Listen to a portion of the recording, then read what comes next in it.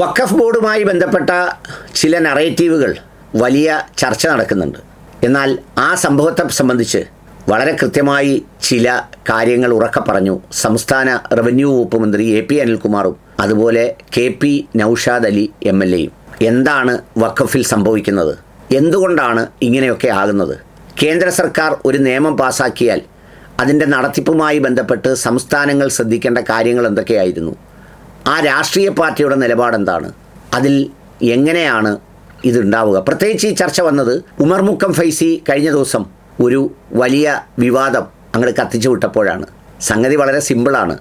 ഉമർ മുക്കം ഫൈസിക്ക് എപ്പോഴും വഖഫ് ബോർഡിൽ നിന്ന് യാത്രയയപ്പ് കിട്ടാം എന്ന് പറയുന്ന ഒരു സാഹചര്യം നിലവിലുണ്ട്. എപ്പോൾ വേണമെങ്കിലും പിരിച്ചുവിടാം. സർക്കാർ നോമിനിയാണ്. സർക്കാരുകൾ മാറുമ്പോൾ അങ്ങനെ നോമിനേഷൻസ് മാറാറുണ്ട്. ആകെ അങ്ങനെ മാറാത്തത് PSCയിലും ചില അത്തരം സ്ഥാപനങ്ങളിലും മാത്രമാണ്. ബാക്കിയുള്ള സ്ഥലങ്ങളിലൊക്കെ പുതിയ ആളുകളെ നോമിനേറ്റ് ചെയ്യുകയോ ഒക്കെ ചെയ്യും. എന്ന് മാത്രമല്ല, വേറൊരു പാർട്ടിക്ക് വേണ്ടി വോട്ട് പിടിക്കുകയും പ്രസംഗിക്കുകയും പ്രവർത്തിക്കുകയും ചെയ്യുന്ന ഒരാൾ പിന്നെ ആ ഗവൺമെൻറ് വരുമ്പോൾ തുടരണം എന്ന് ആഗ്രഹിക്കുന്നതിനേക്കാൾ നല്ലത് അതിലൊരു വ്യക്തിത്വവും അന്തസ്സും ഒക്കെ ഉള്ളവർ രാജിവെച്ചങ്ങ് ഇറങ്ങിപ്പോവും. എന്ത് കാര്യത്തിനാണ് ബലം പിടിച്ച് അങ്ങനെ കയറിയിരിക്കുന്നതെന്ന് വിചാരിക്കും. പക്ഷെ അതിന് കുറച്ചുകൂടൊരു മാനസികമായ കരുത്ത് വേണം. ഏതായാലും ഈ വിഷയത്തിൽ AP അനിൽകുമാർ പറഞ്ഞത് കേൾക്കാം. അത് ഞങ്ങൾക്ക് അതിനകത്ത് വ്യക്തമായ അഭിപ്രായമുണ്ട്. വഖഫ് നിയമം ഭേദഗതി ചെയ്തപ്പോൾ തന്നെ കേന്ദ്രത്തിൽ തന്നെ കോൺഗ്രസ് നിലപാട് പറഞ്ഞാണ്, UDF നിലപാട് പറഞ്ഞാണ് വഖഫ് ബോർഡ് പോലെയുള്ള ഒരു സ്ഥാപനത്തിൽ ഒരു കാരണവശാലും ഇതര സമുദായത്തിലുള്ള ആളുകളെ വയ്ക്കുന്ന നടപടി അങ്ങേയറ്റം തെറ്റായ നടപടിയാണ്. വഖഫ് ബോർഡ് പോലെയുള്ള സ്ഥലത്ത് പൂർണ്ണമായും അതിൽ ആ വിശ്വാസമായി മുന്നോട്ട് പോകുന്ന ആളുകളാണ് അതിനകത്ത് വേണ്ടത്. ഇതര മതവിശ്വാസികളെ ഉൾപ്പെടുത്തേണ്ട കാര്യമില്ല. മുസ്ലിം സമുദായത്തിന് മാത്രമല്ല, ഹിന്ദു സമുദായങ്ങൾക്കും സമാനമായ ബോർഡുകളും മറ്റ് കാര്യങ്ങളൊക്കെ ഉണ്ട്. അവിടെ ഒന്നുമില്ലാത്ത ഒരു സാഹചര്യം എന്തുകൊണ്ടാണ് വഖഫ് ബോർഡിൽ മാത്രം ഇതര മതത്തിലുള്ളവരെ 2 പേരെ വെക്കാമെന്ന് പറയുന്നതിൽ എന്ത് ന്യായീകരണമാണുള്ളത്? ഇവിടെ ഹിന്ദു വിഭാഗത്തിൽപ്പെട്ട ആളുകൾക്ക് ദേവസ്വം ബോർഡുകളില്ലേ? അവിടെ എവിടെയെങ്കിലും മറ്റ് വിഭാഗത്തിലുള്ളവരെ വെക്കണമെന്നാരെങ്കിലും പറഞ്ഞു കഴിഞ്ഞാൽ അത് അംഗീകരിക്കുമോ? അപ്പോൾ അതുകൊണ്ട് തീർത്തും തെറ്റായിട്ടുള്ള ഒരു നടപടിയാണ് വഖഫ് നിയമവുമായി ബന്ധപ്പെട്ട് കേന്ദ്രത്തിൽ ഉണ്ടാക്കിയിട്ടുള്ളത്. BJPയിൽ നിന്ന് അതേ പ്രതീക്ഷിക്കാവൂ. കാരണം അവർ ആഗ്രഹിക്കുന്നത് ഇവിടെ ന്യൂനപക്ഷ വിരുദ്ധ സമീപനങ്ങളാണ്. അതിൻ്റെ ഭാഗമായിട്ടാണ് ചെയ്തിട്ടുള്ളത്. അതിനെ ശക്തമായി എതിർക്കുക എന്നുള്ളത് തന്നെയാണ് കോൺഗ്രസിൻ്റെ നിലപാട്. സമസ്തയിലെ ഉമർ ഫൈസൽ മുക്കത്തിൻ്റെയൊക്കെ ഈ പ്രതികരണം കുറച്ച് രൂക്ഷമാണ്. അതായത് RSSനോട് പോലും യോജിക്കാൻ മടിയില്ലാത്തവരാണ് UDF, സർക്കാർ ആ നിലക്ക് കൊണ്ടുപോകുന്നു, അവരെ ഒഴിവാക്കാനാണ് ശ്രമം എന്നൊക്കെയാണ് സമസ്ത നേതാവിൻ്റെ ഒക്കെ വിമർശനം. അല്ല, വഖഫ് ബോർഡുമായി ബന്ധപ്പെട്ട കാര്യം UDFൻ്റെ ഗവൺമെൻറ് വന്നു കഴിഞ്ഞാൽ സ്വാഭാവികമായിട്ടും ബോർഡുകളിലും മറ്റ് കമ്മീഷനൊക്കെ പുനഃസംഘടിപ്പിക്കുക സ്വാഭാവികമാണ്.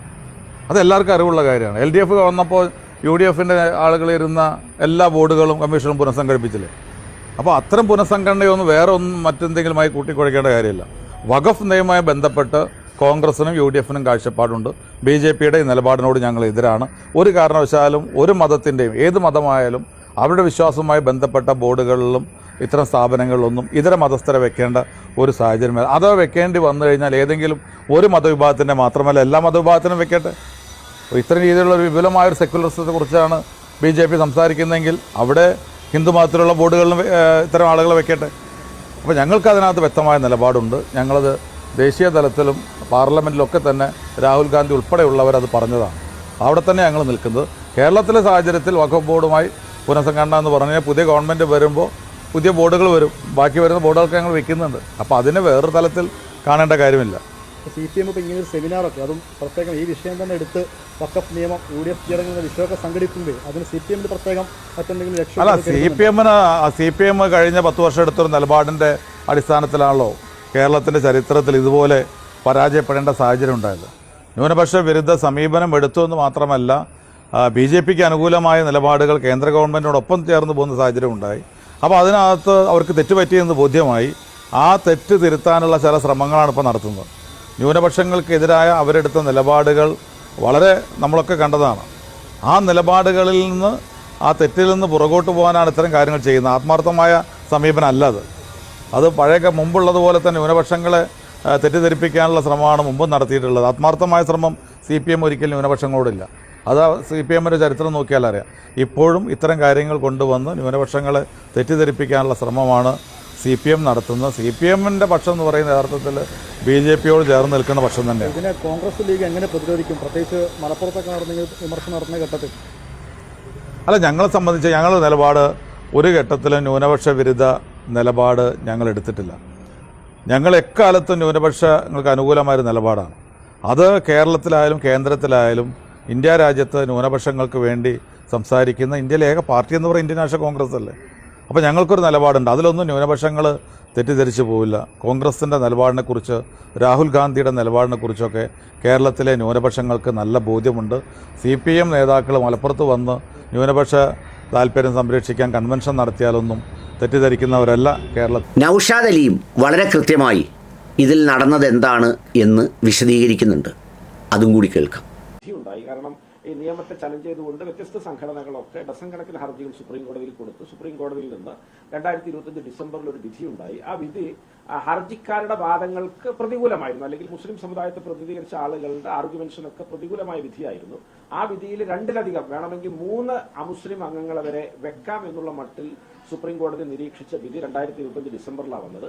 അത് കഴിഞ്ഞ് 2026 ആ വിധിയും വന്നു കഴിഞ്ഞ് 2026 ഫെബ്രുവരിയിലാണ് കേരള വഖഫ് ബോർഡ് കോൺസ്റ്റിറ്റ്യൂട്ട് ചെയ്യാൻ പിണറായി വിജയൻ സർക്കാർ മുന്നോട്ട് വന്നിട്ടുള്ളത്. അപ്പോ ഈ കാലഗണനയാണ് നിങ്ങൾ കൃത്യമായിട്ട് ശ്രദ്ധിക്കേണ്ടത്. പിണറായി വിജയൻ സർക്കാരിന്, CPMന് കേരളത്തിലെ മുസ്ലിം വിശ്വാസികളോട് എന്തെങ്കിലുമൊക്കെ ഒരു അനുതാപം ഉണ്ടായിരുന്നുവെങ്കിൽ, അനുഭാവം ഉണ്ടായിരുന്നുവെങ്കിൽ 2024 ഡിസംബറിൽ തീർന്ന വഖഫ് ബില്ല്, വഖഫ് ബോർഡ് അതിന്റെ ആ കാലാവധി അവിടെ തീരുമ്പോൾ അവര് ഈ ബില്ല് നിയമമാകാൻ, അത് കഴിഞ്ഞ് നിയമവുമായി ബന്ധപ്പെട്ട ഒരു സുപ്രീം കോടതി വിധി ഈ ബില്ലിനെ എതിർക്കുന്ന, നിയമത്തെ എതിർക്കുന്നവർക്ക് പ്രതികൂലമാകാൻ ഒക്കെ കാത്തുനിന്ന ശേഷമാണ് അവർ 2026 ഫെബ്രുവരിയിൽ വഖഫ് ബോർഡ് റീകോൺസ്റ്റിറ്റ്യൂട്ട് ചെയ്തത്. റീകോൺസ്റ്റിറ്റ്യൂട്ട് ചെയ്തിട്ട് സമ്പൂർണ്ണമായിട്ട് CPMന് താല്പര്യമുള്ള ആളുകൾ അവർ നാമനിർദ്ദേശം ചെയ്തു. ഈ നാമനിർദ്ദേശം ചെയ്യുക എന്നൊരു അവസരത്തിന് വേണ്ടിയാണ് അവർ കാത്തുനിന്നത്. അതാണ് പുതിയ നിയമം പറയുന്ന, അനുശാസിക്കുന്ന ആ നിബന്ധന നാമനിർദ്ദേശമാണ്. ഈ നാമനിർദ്ദേശത്തിൽ CPMന് താല്പര്യം ഉണ്ടാവാൻ കാരണം അതുവരെയുള്ള വഖഫ് ബോർഡൊക്കെ ജനാധിപത്യപരമായി തെരഞ്ഞെടുക്കുന്ന വഖഫ് ബോർഡുകളായിരുന്നു. ഓരോ വഖഫ് ബോർഡിലും 6 അംഗങ്ങൾ ജനാധിപത്യപരമായി തെരഞ്ഞെടുക്കുന്നവരായിരുന്നു. MLA-മാരുടെ പ്രതിനിധികളായിട്ട് 2 പേരെ തെരഞ്ഞെടുക്കാറുണ്ട്, മുത്തവല്ലി പ്രതിനിധികളായിട്ട് 2 പേരെ തെരഞ്ഞെടുക്കാറുണ്ട്, MP-യുടെ പ്രതിനിധിയായിട്ട് ഒരാളെ തെരഞ്ഞെടുക്കാറുണ്ട്, അതുപോലെ തന്നെ ബാർ കൗൺസിലിലെ മുസ്ലിം അംഗങ്ങളിൽ നിന്ന് ഒരാളെ തെരഞ്ഞെടുക്കാറുണ്ട്. അപ്പോൾ ഇങ്ങനെ 6 പേരെ തെരഞ്ഞെടുത്ത് മുൻകാലങ്ങളിലൊക്കെ വഖഫ് ബോർഡ് സംഘടിപ്പിക്കുമ്പോൾ ഈ 6ഉം CPMന് താല്പര്യമില്ലാത്ത ആളുകൾ വരാറാണ് പതിവ്. അപ്പൊ അങ്ങനെ വരുന്നൊരു സാഹചര്യം ഒഴിവാക്കാൻ തങ്ങളുടെ ഇംഗിതം അനുസരിച്ചുള്ള ആളുകളെ വെക്കാനുള്ളൊരു സുവർണാവസരം ഈ മോഡി സർക്കാരിന്റെ പുതിയ വഖഫ് നിയമമാണ് എന്ന് CPM മനസ്സിലാക്കിയിട്ടാണ് CPM ഇത്തരത്തില് അവരുടെ ആളുകളെ മാത്രം കുത്തി നിറച്ചൊരു വഖഫ് ബോർഡ് കോൺസ്റ്റിറ്റ്യൂട്ട് ചെയ്തത് ഈ 2026 ഫെബ്രുവരി. എന്നിട്ട് അതിൽ വളരെ കൃത്യമായി പറയുന്നു, 2 അമുസ്ലിം അംഗങ്ങളുടെ ഒഴിവ് എത്രയും പെട്ടെന്ന് നികത്തിക്കൊള്ളാമെന്ന് CPM സർക്കാർ അന്ന് സമ്മതിക്കുകയാണ് കോടതിയിൽ. അതിന്റെ രേഖകളൊക്കെ നിങ്ങൾക്ക് മുമ്പിൽ ലഭ്യമാണ്. അപ്പൊ ഇതാണ് സ്ഥിതി. അപ്പോ ഈ രാജ്യത്ത് വഖഫ് നിയമം വന്ന് ആദ്യമായിട്ട് കോൺസ്റ്റിറ്റ്യൂട്ട് ചെയ്യുന്ന വഖഫ് ബോർഡ് ഏത് സംസ്ഥാനത്തെന്ന് ചോദിച്ചാൽ പിണറായി വിജയൻ ഭരിച്ച കേരളത്തിലാണ്. അവർ എന്തുകൊണ്ട് ഈ നിയമമാവുന്നതിന്റെ മുമ്പ് തന്നെ കോൺസ്റ്റിറ്റ്യൂട്ട് ചെയ്യാനുള്ള സാഹചര്യം ഉണ്ടായിട്ടും അത് ചെയ്യാതെ കാത്തിരുന്നതെന്ന് ചോദിച്ചാൽ, നിയമമാവുമ്പോഴാണ് തങ്ങൾക്ക് താല്പര്യമുള്ളവരെ നിയമിക്കാൻ കഴിയുള്ളൂ. അതാണ് നിയമം പറയുന്നത്. BJPയുടെ ആ ആശയത്തെ അതേപടി പകർത്തി നേട്ടം കൊയ്യാമെന്ന CPMന്റെ ദുഷ്ടലാക്കാണ് ആ നിയമം വരുന്നതിന് മുമ്പ് തന്നെ കാലാവധി കഴിഞ്ഞ വഖഫ് ബോർഡിന്റെ കോൺസ്റ്റിറ്റ്യൂഷൻ അവർ വൈകിപ്പിക്കാൻ കാരണം. അതാണ് കേരളത്തിലെ ഇസ്ലാമിക മതവിശ്വാസികളോട് CPM ചെയ്ത കൊടും ചതി. ആ ചതി മറച്ചു വെച്ചുകൊണ്ടാണ് ഇപ്പോഴവര് ഇത്തരത്തിലുള്ള ചില പ്രചാരവേലകളുമായിട്ട് രംഗത്തിറങ്ങിയത്. അപ്പോൾ ഇനി അതിന്റെ ബാക്കി ക്രോണോളജി പറയുകയാണെങ്കിൽ, ഈ 2026 മെയ് മാസത്തിൽ പുതിയ സർക്കാർ വന്നു. സർക്കാർ വന്നതിന് ശേഷമാണ് BJP നേതാവ്, പുതുതായിട്ട് BJPയിൽ ചേർന്ന BJP നേതാവ് പുത്തനച്ചി പരപ്പുറം തൂക്കും എന്ന മാതിരി അദ്ദേഹം വളരെ സജീവമാണ്. അദ്ദേഹം ഒരു കേസ് കൊടുക്കുകയാണ്, സെക്ഷൻ 14 പ്രകാരം 2 അമുസ്ലിം അംഗങ്ങളെ വെച്ചില്ല എന്ന് പറഞ്ഞുകൊണ്ട്. അതുപോലെ തന്നെ വേറെയും 2-3 ഹർജികൾ വഖഫ് ബോർഡുമായി സംബന്ധിച്ച് ഹൈക്കോടതിയിലെത്തി. അത് പുതിയ വഖഫ് നിയമവുമായിട്ട് ബന്ധപ്പെട്ട ആഗാ ഖാൻ, അതുപോലെ തന്നെ ഷിയ, അതുപോലെ തന്നെ ബോറ തുടങ്ങിയൊക്കെ മുസ്ലിം അവാന്തര വിഭാഗങ്ങളിലെ പ്രതിനിധികൾക്ക് വഖഫ് ബോർഡിൽ അംഗത്വം നൽകിയില്ല എന്നും, അതുപോലെ തന്നെ പിന്നോക്ക മുസ്ലിം പ്രതിനിധികളെ വഖഫ് ബോർഡിൽ ഉൾപ്പെടുത്തണമെന്ന നിബന്ധന ഈ മുസ്ലിങ്ങളിലെ പിന്നോക്കത്തെ നിർവചിക്കാനുള്ള സർവേ അല്ലെങ്കിൽ സെൻസസ് ഒന്നും നടക്കാത്തത് കാരണം അതുവരെ വഖഫ് ബോർഡിന്റെ കോൺസ്റ്റിറ്റ്യൂഷൻ നീട്ടിവെക്കണം എന്നൊക്കെയുള്ള വ്യത്യസ്തങ്ങളായ വിഷയങ്ങൾ പറഞ്ഞുകൊണ്ടുള്ള ഹർജികളാണ് കേരള ഹൈക്കോടതിയിൽ വന്നത്.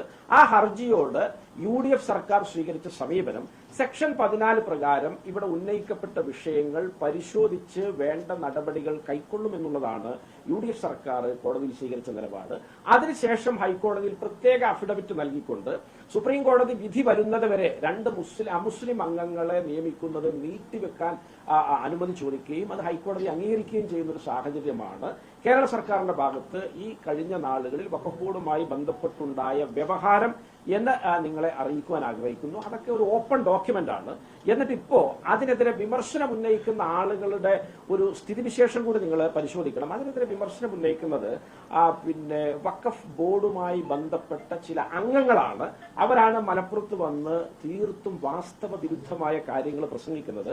ഞാൻ പിന്നെ സമസ്ത മുഷാവറ അംഗം ആയ ഈ ശ്രീ ഉമർ ഫൈസി, അദ്ദേഹമാണ് സുപ്രീം കോടതിയിൽ കൊടുത്ത പെറ്റീഷനിലെ 1ാമത്തെ പരാതിക്കാരൻ. അദ്ദേഹത്തിന്റെ നേതൃത്വത്തിൽ ഒരു സംഘം നൽകിയ പെറ്റീഷനിൽ വളരെ കൃത്യമായിട്ട് സൂചിപ്പിക്കുന്ന ഒരു കാര്യം നിങ്ങൾ എല്ലാവരും വളരെ ശ്രദ്ധയോടുകൂടി കേൾക്കേണ്ടതുണ്ട്. അതിൽ സൂചിപ്പിക്കുന്ന ഒരു കാര്യം, സെക്ഷൻ 14 പ്രകാരം വഖഫ് ബോർഡ് പുനഃസംഘടിപ്പിക്കുന്നതിലോ മുന്നോട്ട് കൊണ്ടുപോകുന്നതിലോ ഞങ്ങൾക്ക് യാതൊരു എതിർപ്പുമില്ല എന്ന അർത്ഥശങ്കക്കിടയില്ലാത്തവണ്ണം സുപ്രീം കോടതിയിൽ ഉമർ ഫൈസി അടക്കമുള്ള പരാതിക്കാര് പറഞ്ഞിട്ടുണ്ട്. അതുപോലെ തന്നെ 2 മുസ്ലിമേതര അംഗങ്ങളെ നിയമിക്കുന്ന കാര്യത്തിലും ഞങ്ങൾക്ക് യാതൊരു പരാതിയുമില്ല എന്ന കാര്യം പറഞ്ഞിട്ടുണ്ട്.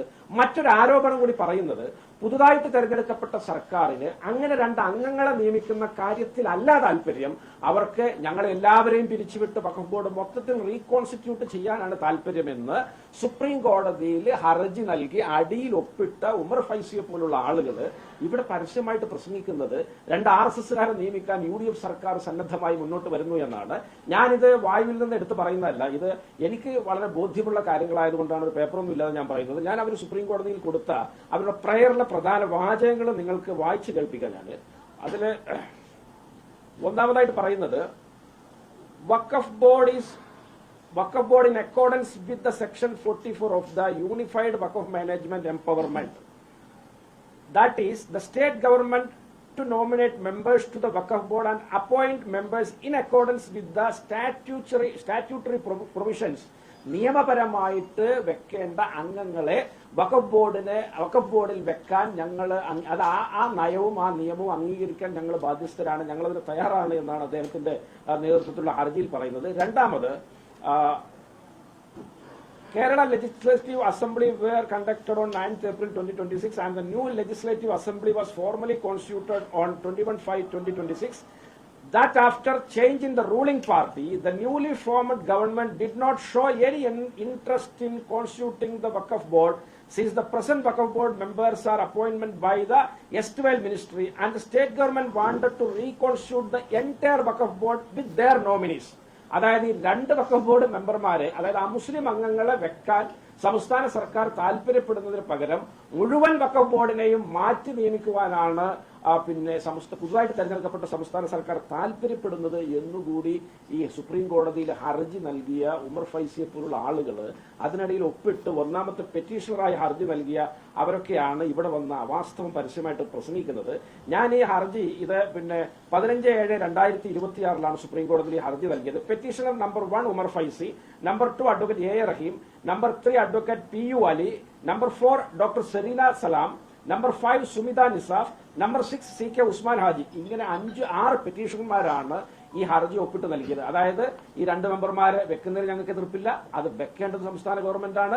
അങ്ങനെ സംസ്ഥാന ഗവൺമെന്റ് 2 ആളെ വെക്കുന്നതിന് പകരം ഞങ്ങളെ എല്ലാവരെയും മാറ്റാനാണ് ശ്രമിക്കുന്നത്, അതുകൊണ്ട് 2 ആളെ അഡീഷണൽ ആയിട്ട് വെക്കുന്നതിന് ഞങ്ങൾക്ക് യാതൊരു തർക്കമില്ല എന്ന് 1ാമതായിട്ട് പെറ്റീഷണറായിട്ട് ഒപ്പിട്ട ശ്രീ ഉമർ ഫൈസി ഇവിടെ ഇത്തരത്തിൽ പരാമർശം നടത്തുമ്പോൾ അത് വളരെ നിർഭാഗ്യകരമാണ്, വേദനാജനകമാണ്. സമസ്തയെ പോലെ മുസ്ലിം ബഹുജനങ്ങളുടെ വലിയ പങ്കാളിത്തമുള്ള ഒരു മുഖ്യധാരാ സംഘടനയുടെ മുഷാവറ അംഗത്വമൊക്കെ വഹിക്കുന്ന നമ്മളൊക്കെ സ്നേഹിക്കുകയും ബഹുമാനിക്കുകയും ചെയ്യുന്ന ഒരു ഉന്നത പണ്ഡിതൻ ഇത്തരത്തിൽ സുപ്രീം കോടതിയിൽ ഒരു വാദം ഉന്നയിക്കുകയും മൈക്കിന് മുന്നിൽ CPM വേദിയിൽ സ്വയം സഖാവ് എന്ന് വിശേഷിപ്പിച്ചുകൊണ്ട് ഇത്തരത്തിൽ അവാസ്തവം പറയുകയും 2 RSSകാരെ വെക്കാൻ UDF സർക്കാർ തയ്യാറാകുന്നു, മുസ്ലിം ലീഗിന് പങ്കാളിത്തമുള്ള സർക്കാർ തയ്യാറാകുന്നു, അതുകൊണ്ട് അവരെ പിന്തുണക്കുന്ന ബഹുജനങ്ങൾ ചിന്തിക്കണമെന്ന് അദ്ദേഹം പറയുന്നു. പറയുന്നത്. എന്നാൽ അദ്ദേഹം സുപ്രീം കോടതിയിൽ ഒപ്പിട്ട് കൊടുത്ത പ്രയറാണ് ഞാൻ ഈ വായിച്ചത്. അപ്പോൾ ഇത്തരത്തിലുള്ള വൈരുദ്ധ്യങ്ങൾ, ഇത്തരത്തിലുള്ള പരസ്യമായ കളവ് പറയലുകൾ, അതൊക്കെ ബന്ധപ്പെട്ട ആളുകൾ ശ്രദ്ധിക്കണം. CPM-നോട് പറയാനുള്ളത്, വളരെ പ്രധാനപ്പെട്ട സ്ഥാനങ്ങളിൽ ഇരിക്കുന്ന പണ്ഡിതന്മാരെയൊക്കെ ഒരു വശത്ത് സുപ്രീം കോടതിയിൽ ഇങ്ങനെ ഒപ്പിടുവിക്കുക, സ്റ്റേജിൽ കൊണ്ടുപോയി ഇങ്ങനെ പ്രസംഗിപ്പിക്കുക, അത്തരത്തിൽ അവരുടെ മുഖം കെടുത്തുന്ന, തങ്ങളുടെ രാഷ്ട്രീയ താല്പര്യങ്ങൾക്ക് വേണ്ടി ഇവരെയൊക്കെ വഴിപഴിപ്പിക്കുന്ന ഈ നയവും നീക്കവും ഒക്കെ സദയം നിർത്തണം. നിങ്ങളാണ് വഖഫ് നിയമം വന്നതിന് ശേഷം അതുവരെ കാത്തിരുന്ന് 1.5 കൊല്ലം കാത്തിരുന്ന് ഇവിടെ വഖഫ് ബോർഡ് റീകോൺസ്റ്റിറ്റ്യൂട്ട് ചെയ്തത്. അത് നിങ്ങളുടെ ഏക ലക്ഷ്യം ഈ പറഞ്ഞ നാമനിർദ്ദേശത്തിലൂടെ ജനാധിപത്യപരമായി തെരഞ്ഞെടുപ്പ് നടന്ന തോൽക്കുമെന്ന് ഉറപ്പുള്ള 6 അംഗങ്ങൾ, ആ 6 അംഗങ്ങളെ കൂടി നോമിനേറ്റ് ചെയ്യാനുള്ള ഒരു അവസരമാക്കി നിങ്ങൾ ഈ വഖഫ് ബില്ലിനെയും നിയമത്തെയും കാത്തുനിന്നു. അതുകൊണ്ട് 1.5 കൊല്ലം കഴിഞ്ഞിട്ട് നിങ്ങളത് റീകോൺസ്റ്റിറ്റ്യൂട്ട് ചെയ്തത്. അത്തരത്തിൽ വലിയൊരു അന്യായം നിങ്ങൾ ചെയ്യുന്നു.